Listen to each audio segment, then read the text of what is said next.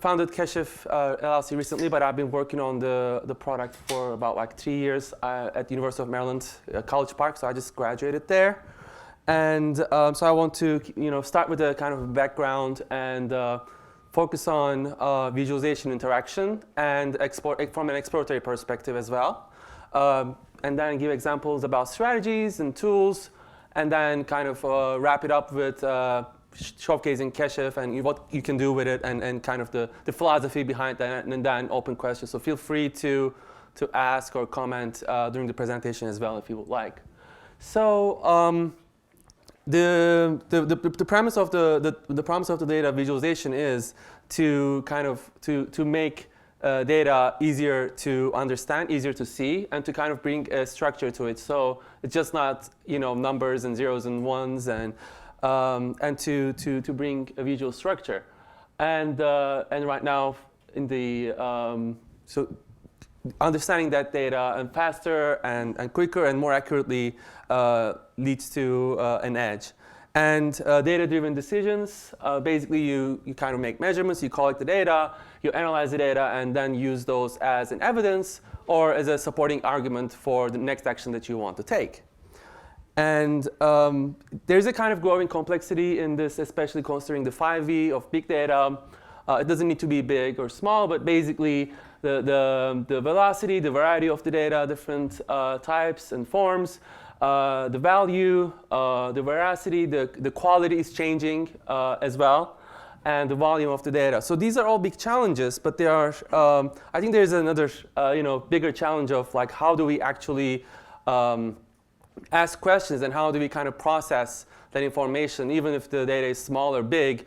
You can read numbers, you can read charts in different ways. So it's kind of like a complex process, and it's kind of very design relevant and centric as well. So I want to focus on 3 aspects, as I said, breaking down into visualization, interaction, and exploration components. So to start off with visualization, I will kind of demo a sequence of things. So assume that you are given this kind of data set or these numbers. It's somehow structured, but what sense can you make out of this? So there's maybe not much of a trend, or these are just numbers, parentheses and commas, but it's hard to read it. So then I will start kind of playing with this representation, basically getting the same data and putting it in different forms, and then revealing different characteristics. So, and for that, I will switch into a demonstration here. Yeah. So the same set of numbers. So if I kind of just use colors to highlight the 4 different groups, and now maybe you weren't able to see, like it was hard to see that there are 4 different groups.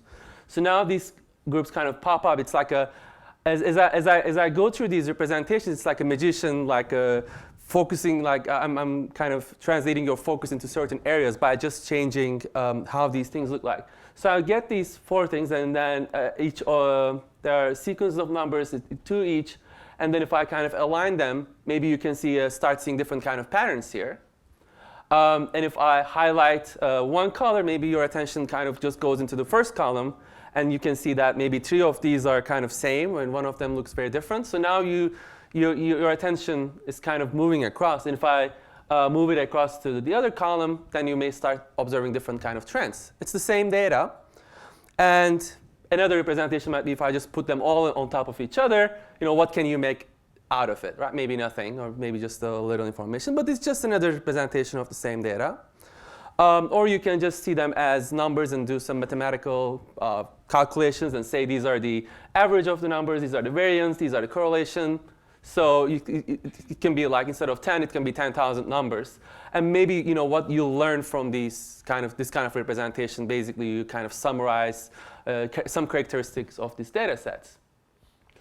Okay, so that's another approach. And another approach might be, since each of these data points seems to be, we can think of them as a point with 2 integer values and axes. And if we just change that representation into kind of a scatter plot, then we might be able to even better understand those trends. So the whole story is, if you just even start from this representation to all of the things that I went through, actually each were like a visualization on its own, right? And the common story is all of these different series have the same average mean and so on. But I think there's a bigger story than that, like how I went through different stages. So what kind of strategies can we think for visualization? Let me see. I should just try this again.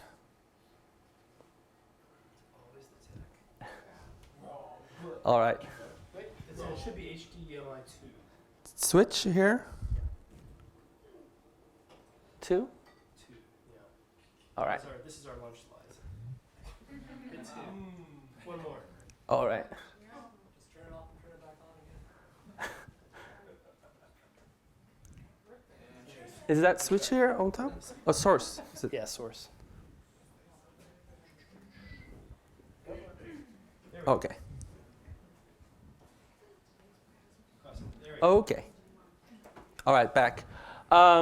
So strategies. So what are it's of course a large topic to just cover in a very short presentation. But one of the first things you can do is you can think about what kind of data that you have and use that to influence kind of your decisions for what kind of chart to use. So if you have categorical data, I try to pick also interesting examples. You can of course use bar charts and so on. And in this case, the categorical data that has kind of a flow. So male, female, and different groups. So just as an example for like a rich categorical data visualization. Numeric data, of course, numeric data you can go with scatter plots, and in this case, the scatter plots with histograms on the side, so it can be a powerful representation to see different groups also are highlighted. If you have time, information, it can be presented on a circular fashion. Did anybody here see that before? See that chart recently? Yeah. So it is actually a baby's birth. A newborn baby's sleep patterns. So starting from the inner circles to the outside is the more recent days. So early on, you can see that there's a lot of variation in the sleep pattern. It's a 24-hour cycle. So you can see that after a while, the baby starts sleeping in a more regular schedule. So now you can see the struggles of the parents maybe by looking at that photo or that visualization. Spatial data, of course, the maps would be a good way to understand spatial trends. Here it's kind of voting patterns using, and I try to pick good examples or interesting ones from Virginia about voting patterns using actually 3 different hues to show different voting patterns. And network. So if you have a connected data sets, so then you might want to use node link diagrams. And then if you have many thousands and thousands of nodes, that might be a problem. But yeah, these are kind of the simple strategies that you can just employ and to start making sense of the data. The other one might be we can consider different kind of encodings to visualize the data. In all of the examples that I've shown, there were encodings using position, encodes the value. For example, this is like 7 versus 3. And length can encode the value, direction, angle, area, and curvature, volume, shading, color, and so on. So with all of these options that you have, what are the more effective ones? And then there has been studies done in that field that's kind of ongoing, but a foundational study just trying to understand the accuracy of these different encodings is that position is the most accurate, whatever, for quantitative, ordinal, nominal data, categorical or numerical data. And then length and angle, slope, and it kind of gives an ordering about which kind of encodings you may want to consider first when you want to convert that data into a visual representation. So position or length is like a bar charts. In time series, you can also have the if you look at a stock price, so also the dot position also shows the stock value and so on. So these are actually driven by research or by some perceptual studies asking people how accurately they see the underlying data. We can come to these kind of guidelines. And of course, to cover the basics, using appropriate scales, labels, legends, and annotations, especially when you want to communicate data, annotation is also very important. Kind of adds the completes the picture and makes it easy, makes it possible to read what is shown here. As you can see, this is an example I believe I got from the New York Times, and they used color encoding. The color registers over there, text penalty versus text bonus. Basically, if you should, I guess this one looks at if you should file an income tax return as a joint or separately, and your decision is based on your income level, and so on, and how much the income is split between the two. And this one gives a very good overview, a very good story with annotations on the different areas. So these are things that you might want to consider. And also, what you may want to avoid is, sometimes it's not as easy to avoid, but avoiding overlaps here. So it might be useful in some cases, but it's hard to follow the lines and what goes where. If it's maybe large, you can follow, but generally it makes it harder to understand what is being shown. These are just guidelines, but I think that avoiding 3D, especially with a 3D pie chart, is going to be a good one to say, like, okay, this is the rule. Or so this covers the visualization part. I want to move on to the interaction. The visualization was just like I was trying to focus on static representations. So things that you can print, that are not dynamic. But when it's about interaction, it's a dialogue. And in real life, when it works, you have fun, but when it fails, you're kind of angry or frustrated. And same with the computers. If your application or if your data analysis is working nicely, you're happy. But if not, you're just mad and you want to do something else. So for visualization, what kind of interaction capabilities do we have? Most common one is query and filter. In this case, on the left, you have a larger time area, and you can zoom in into a subset of this time, and then the larger chart shows the filtered or zoomed in view. Or you can have even simple options for categories and so on. So these are allow you to zoom and study different, analyze different parts of the data. And another way of interaction might be that using different kind of visualizations and making all of these changes and settings, changing visualization type. Here the setting might be changed from a grouped or stacked chart. So these are all decisions that you can make while you're using the application. So these all become a part of interaction with the visualization or with the data. So regarding the strategies for interaction, of course you don't want to wait while you interact with, when you say like I want to filter on this range or I want to get this data. If you keep waiting, it's just disappointing and it slows you down. And even a 500 millisecond delay is shown to make some difference in terms of your speed, in terms of how well you understand your data, how much you get out of it. So you want to be as quick as possible. And also you want to, the usual design guidelines all appear here as well in interaction. And sometimes it's hard to pick examples from, interaction because like you put on a slide and it's not really, it doesn't feel interactive. But again, small things like, if you click here, maybe it's going to be something like a locking. So by converging that visual language and kind of implying what the action is can help people perform and understand what the interaction will lead to. Another important one is animating changes. So here an example, actually I should play the video, hopefully. It's not gonna, yeah. So again, this is another research from before, but you can see how they change from different chart types or different data sets and how to animate those changes. I mean, some of the examples here might be a little too fancy, but basically you don't want to jump from here to another setting just very quickly. Kind of a continuation. I mean, as in usual design practices too, even if you're designing a website, you think about navigation, you think about like the process.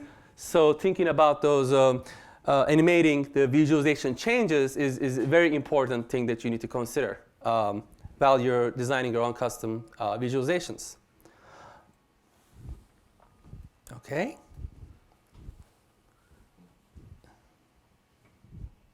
Okay, so this works. But if I go to PowerPoint, okay, now it works. That's what I'll do later. All right.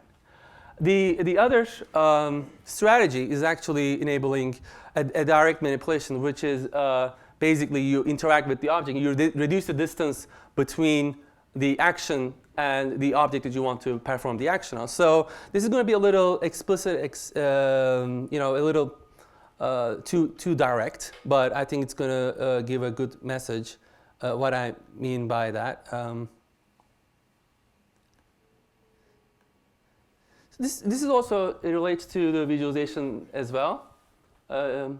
Again, this is like a touch, it's a large touch screen, but you can think that this is a mouse that you're using. So basically the whole idea is that you are able to kind of directly interact with the object underlying. So it can be a visualization. So if you're interacting with a glyph, if you're interacting with a bar, if you're interacting with a date range, you ideally want that interaction to be on that object, not some other menu option. You don't want it to be hidden somewhere else. You want to see something and then touch it and then see the options that are possible and change its settings. So this is another guideline to consider to enable that kind of direct interaction to shorten the distance. And that brings me to my the third aspect, where we have the visualization on aspect and we have the interaction. But what is the larger goal here, or how can we move beyond? So in the general setting, there are things that even with the data. So if you're doing some data analysis, there are things you know about the data even before you start doing the analysis.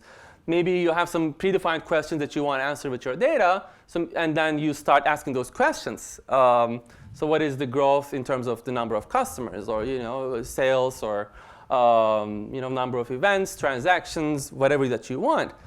But among all of these things, there's actually a larger part where actually is potentially the largest part is the things that you don't know. So this is exploration is trying to kind of uncover those aspects in the data. And you move beyond this kind of interaction and visualization into supporting that kind of exploratory to settings is kind of what in my project and also is Keshif, like kind of what I'm trying to keep always in mind, that to reveal those maybe unknown opportunities in upfront. So what kind of strategies that you can have for exploration? The first one, and maybe the most popular one, and it's the reason it's repeated here like 7-8 times is that it was repeated in the paper that it was published. So Ben Schneiderman published this seminal paper and says, I did 10 projects, and looking back, there was always these components, like and overview first, zoom and filter, and details on demand. That has become the information-seeking mantra. And it's kind of universal in almost all projects, and that becomes an exploratory strategy where you actually, it talks about the process. It doesn't talk about just one picture or one action, but then this is how you understand and explore the data. And another strategy you can consider is not just having one view, but having multiple views can actually, and especially when you connect these views to each other, it lets you see patterns across different parts of the data and how they relate to each other. So then that becomes really powerful, especially for an exploratory setting, especially when these charts are connected to each other. And all of these, the bullet points and some of the examples are also adapted from one of the papers that I published, and the paper is available online on my website too. So it puts them in there are more design examples and kind of more of a process flow. So I want to also focus on the kind of the medium that you may be targeting your visualizations for. It changes the story. It changes your design as in other forms of design. It may not be about data visualization. Here, I'm going to look at one data set, that New York Times example. So what they put on the newspaper, physical form, is you touch it and you have limited space, and people have a different kind of interaction with it, and opening that up and seeing it is way different, and the way that you can present this data is different. But what if you go from this print medium to the web medium? So even if you have the same data set and you try to put it online, then you can add, there are links over on the top. You can say, what are the tweets that are about X? So you can just click on them, and it's maybe things that are not possible on the print medium becomes possible on the web medium. Then your experience is different. And if you want to go a step beyond and kind of want to support the analysis, that is when you start kind of visualization. And you can make this interactive. I mean, they could have printed maybe a visualization on the paper too, and probably you cannot interact with it, right? So they need to annotate it very clearly and show all of these the encodings and so on. But on the web, maybe you even have some interactive capabilities. So the medium affects the tone and the design options a lot. Another option, again, from the New York Times is considering different devices. It can be online, but you might have different devices, different screen sizes, different interaction, touch versus mouse. So the same story put on a mobile screen, you don't maybe have a lot of interaction capabilities. And they also talk about maybe this is not the best option, but this is in a limited time. What they could do is just put a screenshot here and say, you want to see it on the big screen, trust us, it's much better, it's different, right? So the medium affects kind of what kind of features and interaction or visualization capabilities you can offer. So then when you move into the web, it's larger, and then you can select each of these lines. Basically, it shows the trend over time for different industries change for low wage and high wage, and the growth and decrease in the economy. And then you can select all of them, and within each of these trends, select a certain time and get specific numbers. So there's always like a sequence. You maybe get the overview, then you interact, you zoom in, and you get the details, and so on. So it's, again, maybe the same information seeking mantra applied from the small screen to the large screen, if you think about that. So that will bring me to talking a little about the tools. Of course, it's such a wide topic. There's hundreds and hundreds of visualization tools, so it's impossible to cover here. I just want to give a couple of examples. And on the web, I have created a list which this screenshot is taken from all of the tools for different programming languages, or for different data types, for different use cases, capabilities. So there's an index there, and I've picked a couple of them for now. The first one is, I'm sure you've heard, yes? Yeah, quick question. Will you be able to post your slides? Yes, I will be, I'll be happy to. So we'll post them, so if you guys want to grab any of these links or the examples and stuff, we'll post them, they'll be on the event page. Yeah, great.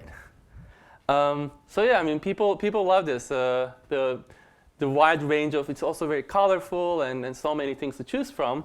But to focus for the short amount of time, if you're working with visualization, I'm sure you must have heard about D3, which is becoming the de facto library, programming library to create web-based visualizations. You can create so many different types of charts and designs and interactivity. It's all based on the web standards right now. So it's become a very powerful, but it's very, learning that and applying that, it takes a lot of effort, and it's kind of it stays very low level. Although it automates basically converting that data elements that you have into graphical points, and then figuring out their size, shape, their structure, what happens when you click on them. So you have a lot of flexibility, but you have a lot of learning time as well. And to make the good decisions in creating good charts, it's going to be effortful. Another tool that is commonly used is Tableau. And Tableau Public is you can download and start importing data. This is the approach here is not so much for using computer programming like D3, but creating those charts using a graphical interface. But you have to decide on a lot of the positioning, the colors, and what types of charts to use. Again, there's a good amount of learning that you need to do to be able to create charts like these, or to be able to create effective charts. But it makes it more accessible to a wider audience.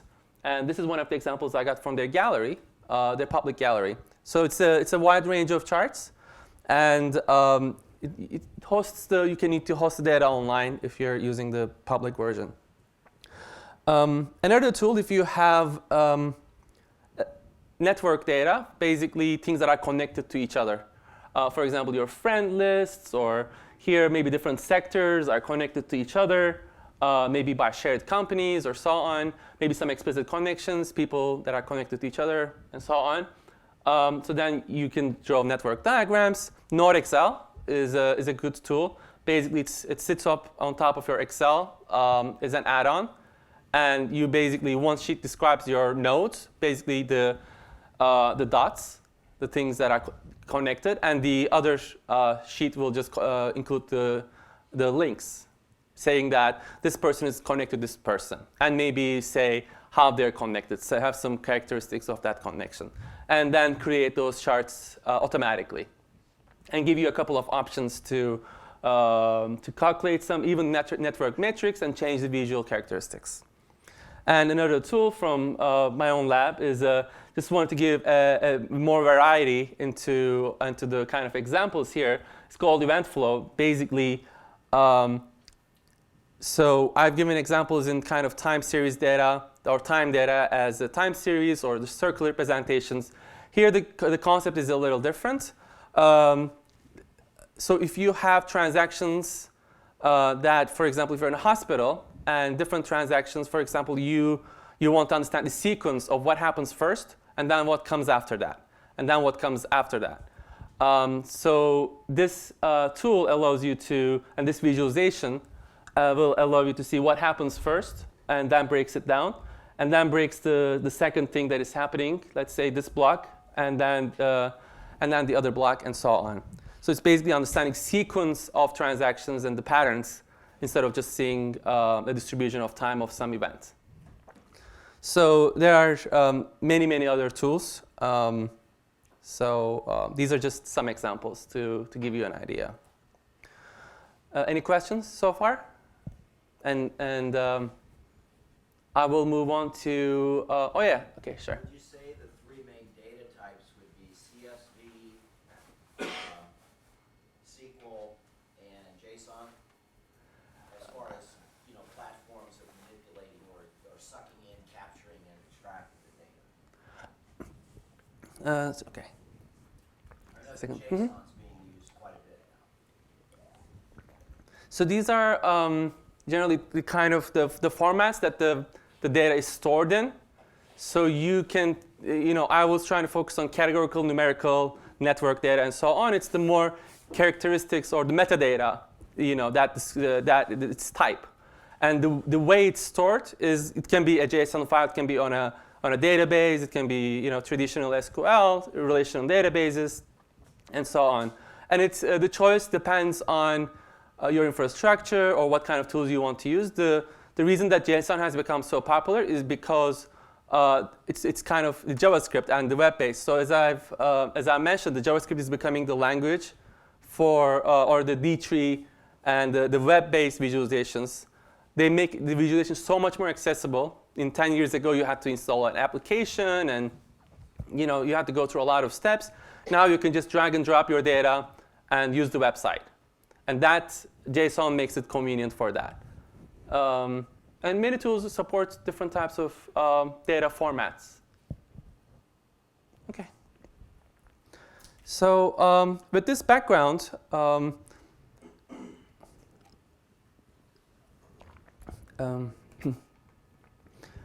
now I'm trying to move on to the Kashif side of story. So okay, we have seen all of these different tools. So what was the problem that I felt that is kind of repeating across these different options? Well, still data exploration takes too much time, effort, skills, and learning to be able to do effectively. Even if you're using Tableau, you need to get certificate. Maybe you can just start using it immediately, but to be able to good at something, you have to put in the effort, right? And there's a lot of courses or blog posts that tells you about the best practices and then how to apply these best practices in existing tools. And that just creates, why didn't we design the tools like that in the first place? Maybe for flexibility purposes and so on. But I just want to take a step back and think about how can we actually make it, take one step beyond, a higher level of abstraction that is actually embeds the best practices. And if you think about the interaction, like the failing interaction, or the screaming people against each other, you're not like understanding each other. You click on a chart type, it doesn't make any sense. You don't understand what it looks like. So there's a lot of ways that the tools can actually kind of break, not kind of crash your website, but break the way that you understand the data. So understanding those cases and trying to prevent them from happening in the first place is a big design challenge, right? And then a lot of the new tools are trying to focus on maybe domain-specific solutions. So they say we're working with this type of data, and we're just considering that, and then adding a lot of domain-specific language or capabilities that do not translate, or that's not been designed to translate well to other settings. And trying to do more versus trying to do it smart and more focused. And the last one is a lot of the discussions are still focusing on the visualization as just like a picture. But it is actually a process, especially when you think about how it fails. It becomes the process fails, and it's hard to communicate that process. Even though a lot of the tools claim the same language, the difference is when you start using them. So I was trying to think about not just the picture, but of the process as well. So trying to focus on what you should do in the first place, and trying to avoid those kind of bad cases, and trying to stay focused and understand the cost of human effort and time. And as designers, I think that's one of the core things that we work with. And transforming that complex processes that are represented in so many different ways into a new structure.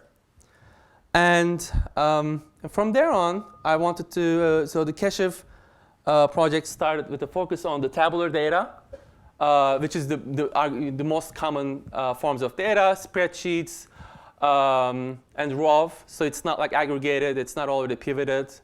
So you just get the data. In this case, each row here is a data breach, which I will look into this data set later, about which organization was breached, at which date, at which industry, location, source, and type.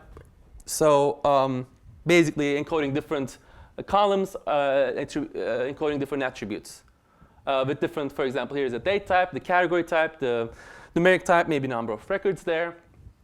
So that is actually a very common data structure that works across different industries. And the mission is to enable rapid and rich analysis and exploration of this data. Not just try to create a picture, but how do we make sense of it? And that brings me to the demo. So I'll start with showing one example. Oh.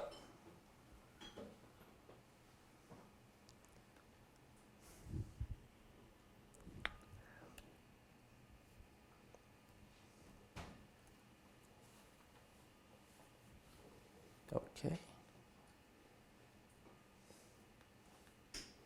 All right. So this one here is available online. Keshev.me is the website. So you can actually see this and export this data on your own.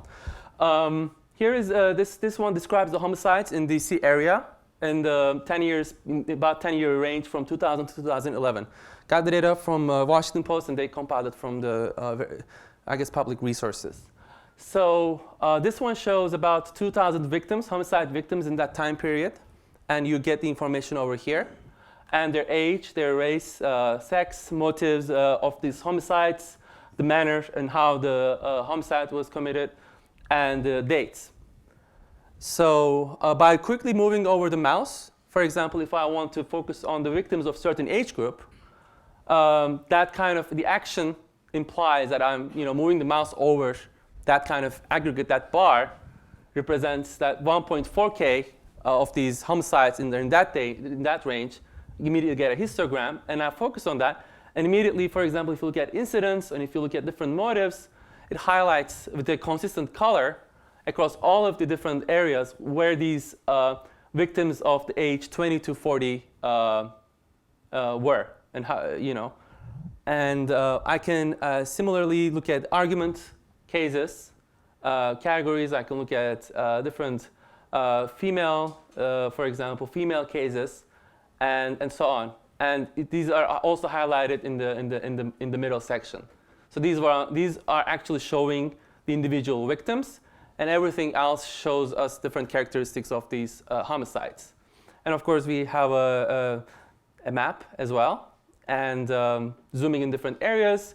If you want to focus on this Columbia Heights area, which seems to have a, it jumps out with the 84. The color immediately tells you a story that there's something more happening there. So you can select that and immediately see that 27 of these were about had the motive of arguments and so on, and just click on it, and then zoom into and then combine maybe the females in Columbia Heights and where they were when these incidents were, and maybe if you're interested in just one here, you can select that and see all of that and names and so on. So by just a couple of clicks, I can zoom into different characteristics of the data. Maybe I want to say select different motives, arguments, drugs, maybe, or robbery, and so on, and merge these views. Another option that you may want to see is instead of understanding as absolute numbers, you can think of them as relatives. For example, let's say the female. So what I did was change the analysis mode into a relative mode or percentage mode, where, for example, here domestic motives, 48% of these motives were female. So immediately you can see some trends happening with the female victims, not in absolute terms, but in relative terms, which actually gives a very different data analysis perspective with just changing the meaning of axis, right? So that's another way that you can use this. Or you may want to compare different areas, for example, southeast, northeast. But when I move the mouse over, I don't have that comparison feature. So I had actually hinted at that feature before, the lock selection. I can lock that, and I can move the mouse into different areas. And now I start easily comparing different groups of victims. In this case, the darker ones are the southeast victims, and the orange ones are the northeast victims, which are highlighted. So now you can see for example, especially here, you can clearly see the trends over time for these different areas in the city at the same chart. So these are just some of the exploratory characteristics, and I can view the neighborhood as a map as well, and maybe highlight these, and which neighborhoods are top in the southeast and which neighborhoods are top on the northeast. You can immediately see them as a ranked order, which is in a way stronger than what a map can provide. Actually, the nice point is that you are able to create these dashboards, let's say. And I think it's more than a dashboard. Because it's just automatically you can create these things. So I want to go back to data breaches and import the data. Again, you can do this online yourself too. So I just put in grabbed the data from Google Sheet. I said put it from that sheet and the breaches information. So it's about 4,000 breaches. I want to see the type. I want to see the source, the industry of these breaches. Maybe I want to make them larger. So, okay, I want to see when these breaches happened. I want to see how many records are stolen. And maybe the organizations. I want to list the organizations. And maybe I want to move the industry here. And another trick is the record types are separated. There can be multiple record types. For example, in this case, medical, PII, personal information, name and phone number were stolen. So just taking that as a value is not so good. I want to actually separate that. I want to cut it with the record type. So I want to split it with the comma and maybe insert it here. So now I identified name, PII address, name, everything individually. And I can sort them by the ones that happened, maybe the most number of records, or maybe the most recent ones, based on the data set that I'm using. So now I create this dashboard from that data, coming just from here into this format, where I can easily now see, okay, let's look at healthcare. So what are the healthcare breaches? How did they change over time? What are the most recent, for example, healthcare breach is there. So it immediately pops up. By just a few clicks and just mouse moves, I can answer a query of this industry, this changeover trends, which are the most recent ones, and so on. And I can still change the way that you analyze the data into absolute, from absolute to relative, and see all of these trends over time. Is it something changing? Medical records are, of course, stolen more frequently. Emails are not as much as stored with healthcare data or credit card number, for example. And you can even, as the last thing to show, I mean, I know that time is limited here, but let me make this longer so you can see it easier. So name PII. So the story here is if the name is breached, or the data breach includes some names, it's also likely to include date of birth, but maybe not credit card number. So you can, by moving mouse over, you can see the relations between name and other settings. I can do PII versus the other record types. So, and then address, and so on. But what if I wanted to see all of these relations at once? Is it possible? And it is possible if I just extend the view into a matrix where, for example, here, date of birth and see a credit card number. I can select the circle shows the data breaches that had both of them compromised. And I can select them, and I can see when these things happened. And the size of the circle shows the number of breaches.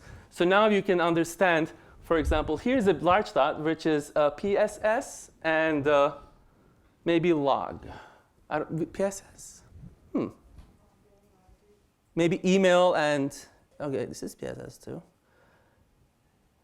But for example, CCN and medical, as I said, it's like a very small circle. So you can see that these things are not commonly stored together. And then I can click on this and filter into those intersections and see the change over time. And everything is synchronized. There's nothing that you need to program. There's no decision that you need to make. All the decisions that you need to make is just to figure out what to ask and just how to move your mouse and kind of which area to focus on. And the visualizations kind of try to guide you in those trends to figure out maybe the major trends or maybe the outliers, so you can look at it from different perspectives. So this is just like a quick demo.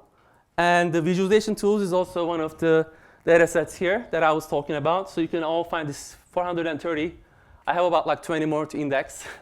There's always, every week, there's a new thing coming up.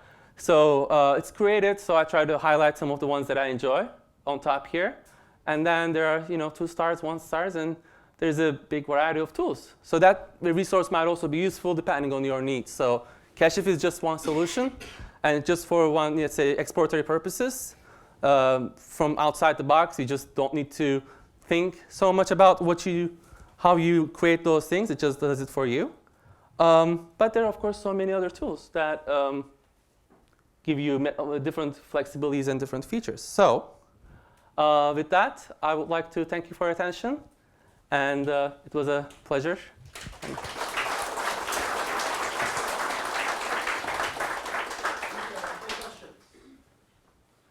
Yeah, thanks. How often we're bombarded with sort of these options as you talked about?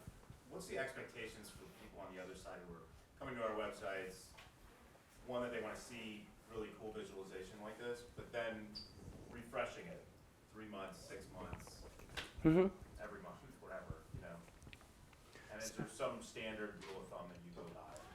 Yeah, so different audiences, right? So if you put it on your website, for example, the visualization designers at New York Times think differently than a visualization designer at a security research firm, right? They have different, for example, even if you're putting something on just giving it as a New York Times and a very public example, but people don't interact with these charts if you add these options.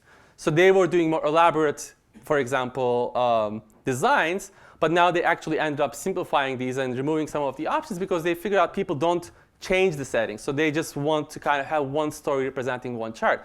But if maybe a BI person, a manager, will just want to see a true dashboard, different indicators that are updated live, or maybe some other person will want to see more interactive dashboard, an analyst, to be able to figure out what the trends are in the data.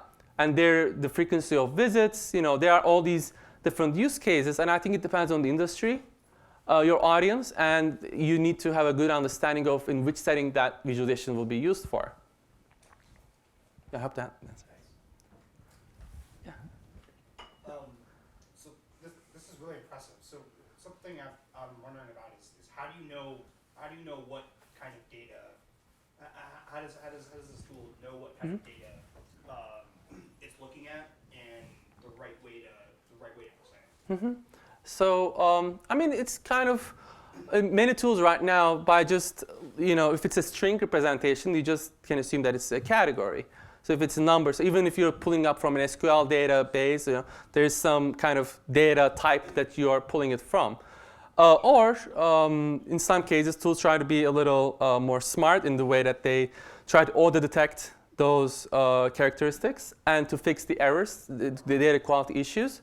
Let me give you an example. So you can have categories of things, right? That and then you can have a list of different types of names of names of the state, right? And then you can have a category of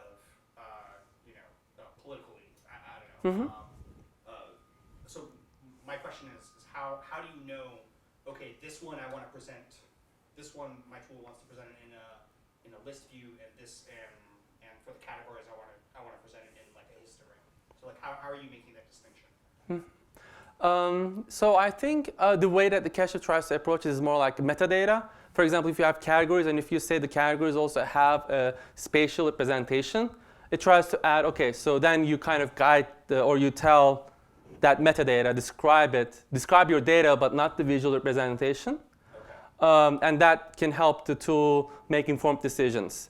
So in a way, it tries to make the most automatically, and in some cases, it might need a little help into specifying like, okay, this is actually what this data, sometimes, I get the data, for example, there's 1, 2, 3. But 1, 2, 3 is like actually high, medium, low. Right. So you can say this is 1, 2, 3 is actually 3 means high, 2 is medium, 1 is low. Right. So then it tries to convert that and present it as a bar chart.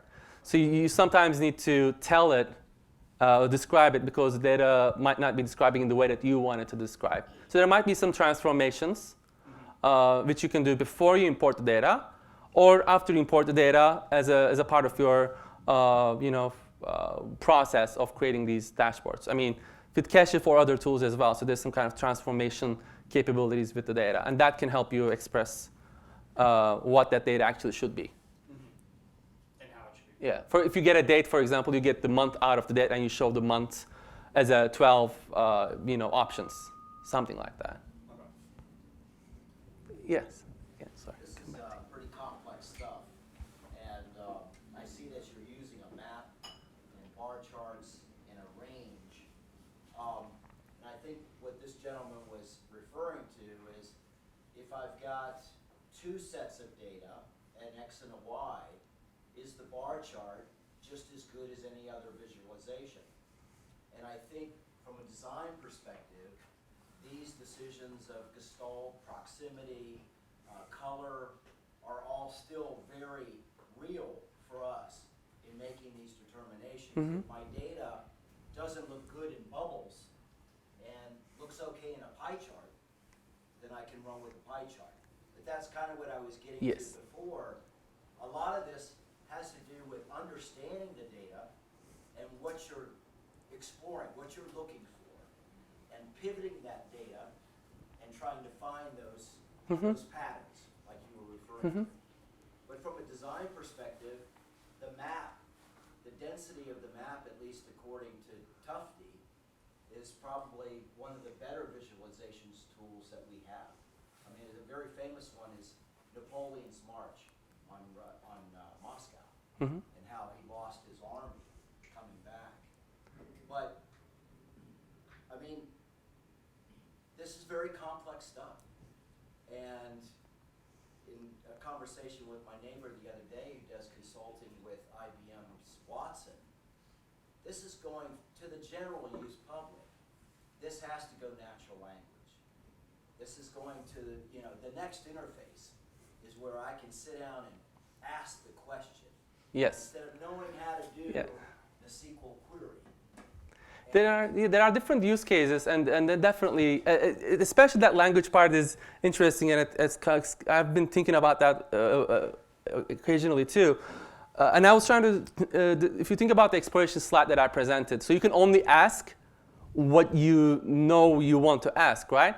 But I think the power of visualization is just like it reveals the data. Maybe there are things that you haven't seen. Maybe the data is not good to begin with, right?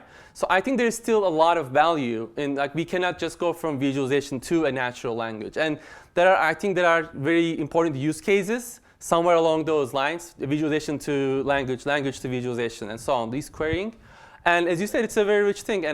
And the reason I didn't, just present Keshev and just like give this, high-level overview is that there are so many options to consider based on the medium, based on the user task. And even if you're looking at categorical data, like different flow charts, and a lot of decisions to make on color, a lot of decisions to make on, interaction, what happens, and how people really think, and what's their data literacy level. So all of these actually indeed make a very rich field to work in, but it shouldn't be something that stops people from taking the first steps or just trying to understand their data. I think that there are solutions that we already know that are effective, and we can try to build on them and redefine the process. So as an example, Keshev here is kind of more of an exploratory case. It creates the charts and interaction, but from zero to all of these insights, just with a couple of clicks, right? And there are different approaches to creating charts in Tableau, in ClickView, or BI tools, and there's a lot of options. And custom solutions with a lot of the companies. So definitely a wide range of things to consider. Does any of these tools work offline? There are actually so the ones, even the web-based ones, some of them can be installed locally. So there's a wide range of those cases too. So I think most of the tools can work offline at this point. But now, as the cloud is getting more recognition, some tools rely on that the data is being stored on the cloud. But I think that if you have local data, most of the tools support local data as well. Maybe one case is if you have like a large data set that is a kind of local infrastructure, is a different setting than storing on the cloud. But if you just want to deal with an Excel sheet on your computer, I think most of the tools will be able to support that. Maybe there are some edge cases. Some of the newer tools may not really start with that. But in most cases, you should be able to. And if you have a specific thing in your mind, you can talk. Okay, thank you. Thanks. Yes. Where did you get your data for the demo? Oh, it was a, let's see. For the data breaches example, so I try to keep the source in another sheet. It's the privacyrights.org. It's publicly available data. So I guess it's an organization. So and online right now, like there's so much data being shared, and there is a thing called Makeover Monday, for example. Generally Tableau specific, but you can use other tools too. So people like to put out these data sets and re-visualize. It's like remixing. There's a song, you get parts of it, and you remix it, right? So I think the same idea goes into visualizations too, where you take one data, you think about it in a different way, and then compare. So I guess it's a design practice, right? So designers come together, they present different solutions, they talk about in which ways one works, good, and in which ways the other works good, and try to improve their understanding, and maybe find a solution that is, good for all cases. Maybe just if this is your use case, use X. If not, use Y. So I think those conversations are fun to follow, at least for me. These different variations, and the data sets. There's 160 different data sets on the Keshev.me website. And you can import yours, but I'm still working on some of the details of the importing stuff. Is anybody here from ESRI tonight? There you go. Yeah. So with the federal user conference was Monday, and amazing. They're basically the mapping technology under the federal government, state government, local governments, like all over the place. And geospatial stuff, and actually the data set that you use with like the DC murder rates and stuff, actually Washington Post got it from opendata.dc.gov, Yeah. which came from our system. And they are one of the most active open data cities. You can get everything from murder rates to bicycle accidents to trash pickup schedules. They publish all this data openly. Last year, even Homeland Security has published over 150 data sets that are nationwide. So yeah, opendata.arcgis.com is, I think we're over 500,000 data sets on there. amazing. So Really breathtaking. plug them in to catch up and see Yeah. how they go. Any more questions? It's, yeah, exactly. Yes. Does it work on like any other device, like mobile or tablet? Yes. So as it's like a web-based, it's it kind of works because you can use your browser. But as I've shown the other examples, you need to rethink about how the user is going to interact with or what you can provide in that device. So I'm looking forward to rethinking about how data exploration would work in smaller screens in other devices. But I think also the use case implies that kind of the dialogue, that rich multiple views and seeing things happening at once. It almost asks for a comfortable size screen. Maybe a large iPad screen might also work if you want to do some touch interaction. So it's definitely interesting. And I'll be happy to talk about what exploration means in a phone. Maybe you're more of a consumer. So here, because you're more of not just a consumer, but you produce something, right? You interact, you're engaged. In phone, I feel it's mostly like consumption, right? And the content generation is basically your camera or the short things that you write. So thinking about as a maybe design or UX perspective, like what does it mean to be able to support in that? I mean, it's a common companies kind of add a big line saying like we are supporting phone and you can take your data anywhere, but it's a kind of a marketing pitch, right? I mean, it's not the same. It's not the same thing, seeing it on a big screen. Any questions? All right. Thank you.